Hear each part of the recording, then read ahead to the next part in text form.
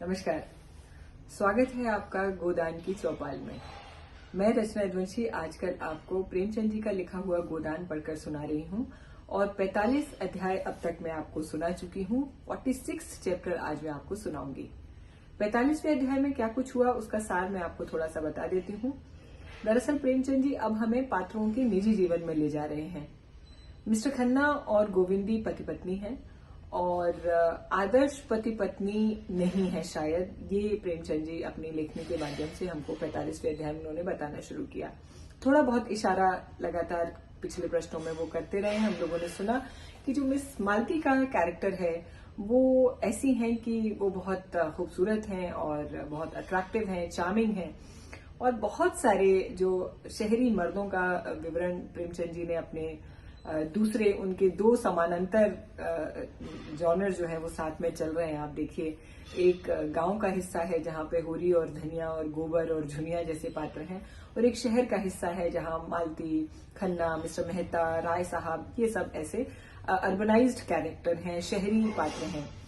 Mister Khanna और गोविंदी पति पत्नी है। मिस मालती की वजह से पति पत्नी और वो वाला एंगल बना हुआ है। मिस मालती की वजह से मनमुटाव रहता है मिस्टर खन्ना और गोविंदी में, और ये मनमुटाव बहुत ही भीषण रूप में 45वें अध्याय में हमारे सामने आया। बात बस इतनी सी थी कि मिस्टर खन्ना और गोविंदी का जो बच्चा है भीष्म, वो बीमार था और उसके लिए डॉक्टर की जब बात होती है पति पत्नी के बीच में कि किस डॉक्टर को बुलाना चाहिए, तो जो है वो कुछ वार्तालाप होते हुए इस बिंदु तक पहुंच जाता है कि मिस्टर खन्ना कई सारे डॉक्टर्स को रिजेक्ट करते हैं, ये कहते हुए कि फीस ज्यादा होने से कोई डॉक्टर अच्छा नहीं हो जाता और मुझे तो लगता है कि मिस मालती को बुला लेना चाहिए डॉक्टर के रूप में भीष्म को देखने के लिए, जो कि उनका पुत्र है।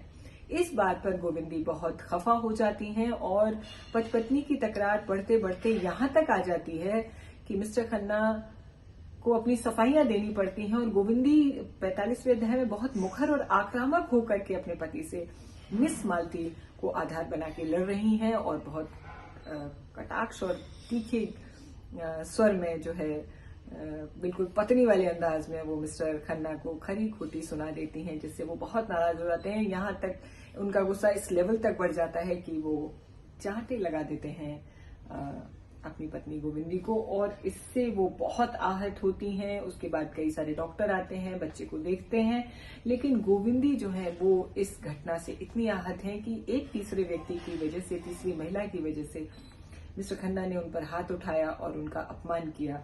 लेकिन वो ये भी सोचती हैं कि वो उनके पति हैं, वो कुछ भी कह सकते हैं, उन्हें किसी भी तरीके से समझा सकते हैं, लेकिन मिस मालती का शासन वो अपने घर में नहीं होने देंगी। ये सब विचार उमड़ रहे हैं मिस गोविंदी के जो मिसेस खन्ना हैं और यहीं पर खत्म हुआ था 45वां अध्याय। 46 चैप्टर आज मैं आपको सुनाऊंगी, जो कि उसी का आगे विस्तार है। मैंने आपको बताया था कि ये लंबा चलने वाला है। दूसरे दिन बच्चे का ज्वर उतर गया था। गोविंदी ने एक तांगा मंगवाया और घर से निकल पड़ी। जहां उनका इतना अनादर है अब वो वहां नहीं रह सकती। आघात इतना कठोर था कि बच्चों का मुंह भी टूट गया। उनके प्रति उनका जो धर्म था उसे वो पूरा कर चुकी हैं। शेष जो कुछ है वो खन्ना का धर्म है। हाँ, गोद के बालक को वो किस तरह नहीं छोड़ सकती थी। मैं उनकी जान के साथ है और इस घर से वे केवल अपने प्राण लेकर निकलेंगी और कोई चीज उनकी नहीं है। इन्हें ये दावा कि वे उसका पालन करते हैं। गोविंदी दिखा देगी कि उनके आश्रय से निकलकर की विभू करके भी वो जिंदा रह सकती है। तीनों बच्चे उस समय खेलने गए हुए थे। गोविंदी का मन हुआ एक बार उन्हें प्यार कर ले, मगर वो कहीं भागी तो नहीं जाती। बच्चों का उससे प्रेम होगा तो उसके पास आएंगे, मगर कहीं उसके पास आएंगे, उसके घर में खेलेंगे। जब वे जरूरत समझेगी खुद बच्चों को दिखाया करेगी। केवल खन्ना का आश्रय अब वो लेना नहीं चाहती है। सांझ हो गई थी। पार्क में रौनक थी। लोग हरी घास पर लेटे हवा का आनंद लूट रहे थे। गोविंदी हजरतगंज होती हुई चिड़ियाघर की तरफ मुड़ी थी कि कार पर मालती और खन्ना सामने से आते दिखाई दिए। उन्हें मालूम हुआ खन्ना ने उसकी तरफ इशारा करके कुछ कहा और मालती मुस्कुराई। नहीं, शायद यह उसका भ्रम हो। खन्ना मालती से उसकी निंदा नहीं करेंगे, मगर कितनी बेशर्म है। सुना है इसकी अच्छी प्रैक्टिस है, घर में भी संपन्न है, फिर भी यूं अपने आप को बेचती फिरती है। न जाने क्यों ब्याह नहीं कर लेती, लेकिन उससे ब्याह करेगा कौन? नहीं, यह बात भी नहीं है। पुरुषों में ऐसे बहुत से हैं जो उसे पाकर अपने आप को धन्य मानेंगे। लेकिन मालती खुद तो किसी को पसंद करे ना, और ब्याह में कौन सा सुख रखा है। बहुत अच्छा करती है जो ब्याह नहीं करती। अभी तक सब उसके गुलाम हैं और तब वह एक की लौंडी बन के रह जाएगी। बहुत अच्छा कर रही है। अभी तो ये महाशय भी उसके तलवे चाटते हैं, कहीं से ब्याह अगर कर लिया तो उस पर शासन करने लगेंगे और वो क्यों विवाह इनसे करेगी। और समाज में 2-4 ऐसी स्त्रियां बनी रहें तो अच्छा है, पुरुषों के कान तो गर्म करती रहती हैं। आज गोविंदी के मन में मालती के प्रति बड़ी सहानुभूति उत्पन्न हुई। वह मालती पर आक्षेप करके उसके साथ अन्याय कर रही है। क्या मेरी दशा को देखकर उसकी आंखें नहीं खुलती होंगी। विवाहित जीवन की दुर्दशा आंखों देखकर अगर वह इस जाल में नहीं फंसती तो क्या बुरा करती है। चिड़ियाघर में चारों तरफ सन्नाटा छाया हुआ था। गोविंदी ने टांगा रुकवा दी और बच्चे को लिए हरी दूब घास की तरफ चली गई, मगर 2-3 कदम ही चली थी कि चप्पल पानी में डूब गई। अभी थोड़ी देर पहले ही लॉन सींचा गया था और घास के नीचे पानी था, और इसी उतावलेपन में उसने ये नहीं देखा और एक और कदम आगे रखा तो कीचड़ में उसके पांव सन गए। उसने पांव की ओर देखा। वह पांव धोने के लिए पानी कहां से लेके आएगी। उसकी सारी मनोव्यथा लुप्त हो गई। पांव धोकर साफ करने की नई चिंता हो गई।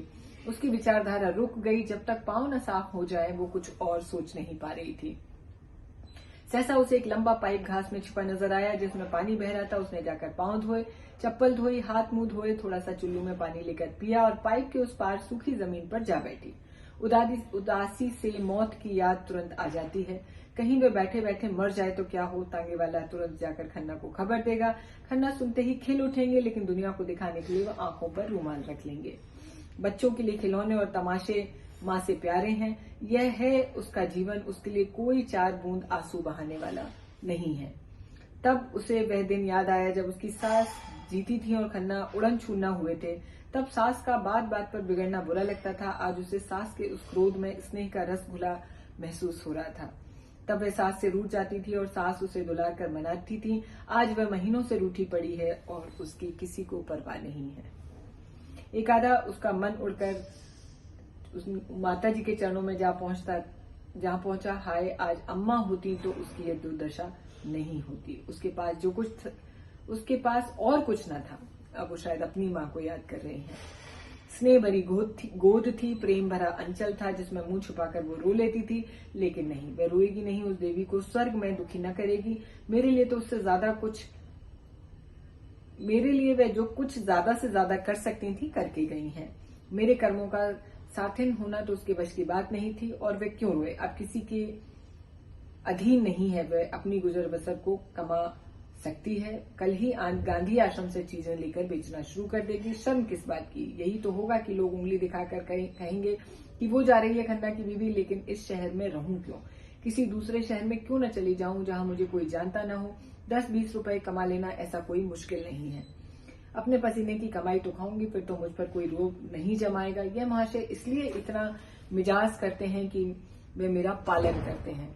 मैं खुद अपना पालन कर सकती हूँ। सहसा उसने मेहता को अपनी तरफ आते देखा।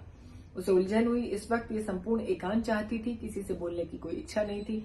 मगर यहाँ भी एक महाशय आ ही गए। उस पर बच्चा भी रोने लगा। मेहता ने समीप आकर विस्मय के साथ पूछा, आप इस वक्त यहाँ कैसे। गोविंदी ने बालक को चुप कराते हुए कहा, उसी तरह जैसे आप हैं। मेहता ने मुस्कुराकर कहा, मेरी बात न चलाइए। धोबी का कुत्ता हूँ, न घर का न घाट का। लाइए मैं बच्चे को चुप करा देता हूँ। आपने ये कला कब सीखी। अभ्यास करना चाहता हूँ, इसकी परीक्षा जो होगी। अच्छा, तो परीक्षा के दिन करीब आ गए हैं क्या। यह तो मेरी तैयारी भर है। जब तैयार हो जाऊंगा बैठ जाऊंगा। छोटी छोटी उपाधियों के लिए हम पढ़ पढ़ कर आंखें फोड़ते हैं। ये तो जीवन व्यापार की परीक्षा है। अच्छी बात है, मैं भी देखूंगी आप किस ग्रेड में पास होते हैं। ये कहते हुए उसने बच्चे को गोद में दे दिया। उन्होंने बच्चे को कई बार उछाला। वो चुप हो गया। बालकों की तरह डींग मारकर बोले, देखा आपने कैसे मंत्र के जोर से चुप कर दिया। अब मैं भी कहीं से बच्चा ले आऊंगा। गोविंदी ने विनोद किया, बच्चा ही लाइएगा, उसकी माँ भी लेके आएंगे। मेहता ने विनोद भरी निराशा से सिर हिलाकर कहा, ऐसी औरत तो कहीं मिलती ही नहीं है। क्यों, मिस मालती नहीं है क्या। सुंदरी हैं, शिक्षित हैं, गुणवती, मनोहारिणी, और आप क्या चाहते हैं। मिस मालती में वह बात नहीं है जो मैं अपनी स्त्री में देखना चाहता हूँ। गोविंदी ने इस उत्साह का आनंद लेते हुए कहा, उसमें क्या बुराई है, मैं भी तो सुनूं। भौरे तो हमेशा घेरे रहते हैं। मैंने सुना है आजकल पुरुषों को ऐसी ही औरतें पसंद हैं। मेहता ने बच्चे के हाथ से अपनी मूंछों की रक्षा करते हुए कहा, मेरी स्त्री कुछ और ही ढंग की होगी। वह ऐसी होगी जिसकी मैं पूजा कर सकूंगा। गोविंदी अपनी हंसी नहीं रोक सकी। तो आप स्त्री नहीं कोई प्रतिमा चाहते हैं। स्त्री तो शायद ही कहीं मिले ऐसी। जी नहीं, ऐसी एक देवी है इस शहर में, सच मैं उनके दर्शन करना चाहती हूँ और उसी तरह बनने की चेष्टा करना चाहती हूँ। आप उन्हें खूब जानती हैं, एक लखपति की पत्नी है, पर विलास तो तुच्छ समझती हैं और उपेक्षा और अनादर सह करके भी अपने कर्तव्य से विचलित नहीं होती हैं। जो मातृत्व की वेदी पर अपने को बलिदान करती है, जिसके लिए त्याग ही सबसे बड़ा अधिकार है, वह इस योग्य है कि उसकी प्रतिमा बनाकर पूजा जाए। गोविंदी के हृदय में आनंद का कंपन हुआ। समझ करके भी न समझने का अभिनय करते हुए बोली, ऐसी स्त्री की आप तारीफ करते हैं, मगर मेरी समझ में तो वो दया की पात्र है। वह आदर्श नारी है और जो आदर्श नारी हो सकती है वही आदर्श पत्नी भी हो सकती है। मेहता ने आश्चर्य से कहा, आप उसका अपमान करती हैं, लेकिन इस आदर्श युग के यह आदर्श इस युग के लिए नहीं है। वह आदर्श सनातन है, अमर है, मनुष्य उसे विकृत करके अपना सर्वनाश कर रहा है। गोविंदी का अंतःकरण खिला जा रहा था। ऐसी फुरौरियां वह वहां कभी नहीं उठी थी। जितने आदमियों से उसका परिचय था, उनमें मेहता का स्थान सबसे ऊंचा था। उनके मुख से यह प्रोत्साहन पाकर वह मतवाली हुई जा रही थी। उसी नशे में बोली, तो चलिए मुझे उसके दर्शन करा दीजिए। मेहता ने बालक के कपोलों में मुंह छिपाकर कहा, वो यहीं बैठी हुई है। कहा, मैं तो नहीं देख पा रही हूँ, उसी देवी से बोल रहा हूँ। गोविंदी ने जोर से कहा लगाया, आपने मुझे बनाने की ठान ली है ना? मेहता ने श्रद्धानत होकर कहा, देवी जी आप मेरे साथ अन्याय कर रही हैं और मुझसे ज्यादा अपने साथ। संसार में ऐसे बहुत कम प्राणी हैं जिनके प्रति मेरे मन में श्रद्धा हो, उन्हीं में से एक आप हैं। आपका धैर्य और त्याग और शील और प्रेम अनुपम है। मैं अपने जीवन में सबसे बड़ी सुख की जो कल्पना कर सकता हूँ वह आप जैसी किसी देवी के चरणों की सेवा है। जिस नारीत्व को मैं आदर्श मानता हूँ, आप उसकी सजीव प्रतिमा है। गोविंदी की आंख से आंसू निकल पड़े। इस श्रद्धा कवच को धारण करके वे किस विपत्ति का सामना नहीं कर सकती। उसके रोम रोम में जैसे मृदु संगीत की ध्वनि निकल पड़ी हो। उसने अपने रमणीत्व का उल्लास मन में दबाकर कहा, आप दार्शनिक क्यों होते हैं मेहता जी? आपको तो कवि होना चाहिए। मेहता सरलता से हंसकर बोले, क्या आप समझती हैं बिना दार्शनिक हुए कोई कवि हो सकता है? दर्शन तो केवल बीच की मंजिल है। तो अभी आप कवित्व के रास्ते में हैं, लेकिन आप ये भी जानते हैं कि कवि को संसार में कभी सुख नहीं मिलता।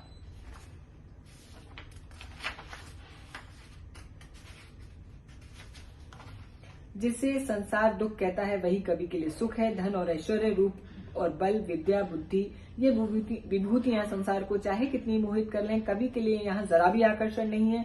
उसके मोद और आकर्षण की वस्ती तो बुझी हुई आशाएं और मिटी हुई स्मृतियां, टूटे हुए हृदय के आंसू हैं। जिस दिन इन विभूतियों में उनका प्रेम न रहेगा, उस दिन वे कवि न रहेगा। दर्शन जीवन के इन रहस्यों से केवल विनोद करता है, कवि उसमें लय हो जाता है। मैंने आपकी 2-4 कविताएं पढ़ी हैं और उनमें जितनी पुलक, जितना कंपन, जितनी मधुर व्यथा, जितना रुलाने वाला उन्माद पाया, वह मैं ही जानता हूँ। प्रकृति ने हमारे साथ कितना बड़ा अन्याय किया है कि आप जैसी कोई दूसरी देवी बनाई ही नहीं है। गोविंदी ने हसरत भरी स्वर में कहा, नहीं मेहता जी, ये आपका भ्रम है। ऐसी नारियां जहां आपको गली गली में मिलेंगी, मैं तो उनमें से सबसे गई बीती हूँ। जो स्त्री अपने पुरुष को प्रसन्न न रह सके, अपने से उसके मन को न बहला सके, वो कोई स्त्री नहीं होती। मैं तो कभी कभी सोचती हूँ कि मालती से कला सीखूं। जहां मैं असफल हूँ वहां वो सफल है। मैं अपने को भी अपना नहीं बना सकती, वो दूसरों को भी अपना बना लेती है। क्या उसके लिए ये श्रेय की बात नहीं है? मेहता ने मुंह बनाकर कहा, शराब अगर लोगों को पागल कर देती है तो इसलिए कि क्या उसे शराब अगर लोगों को पागल कर देती है तो इसलिए उसे क्या पानी से अच्छा समझा जाना चाहिए, जो प्यास बुझाता है, जिलाता है और शांत करता है? गोविंदी ने विनोद की शरण ली। कुछ भी हो, मैं तो देखती हूँ कि पानी मारा मारा फिरता है और शराब के लिए घर द्वार बिक जाते हैं। और शराब जितनी ही तेज और नशीली हो उतनी ही अच्छी मानी जाती है। मैं तो सुनती हूँ कि आप भी शराब के उपासक हैं। ये भी वार्तालाप लंबा चलने वाला है, मैं देख पा रही हूँ। तो इसलिए जो है 46 चैप्टर में यही खत्म करके 47 यानी 47वां अध्याय आपको अगले सप्ताह सुनाऊंगी। बने रहिए आप गोविंदी और मिस्टर खन्ना के साथ प्रेमचंद जी के गोदान में। नमस्कार, बहुत शुक्रिया। रचना एडवेंसी के साथ बने रहिएगा।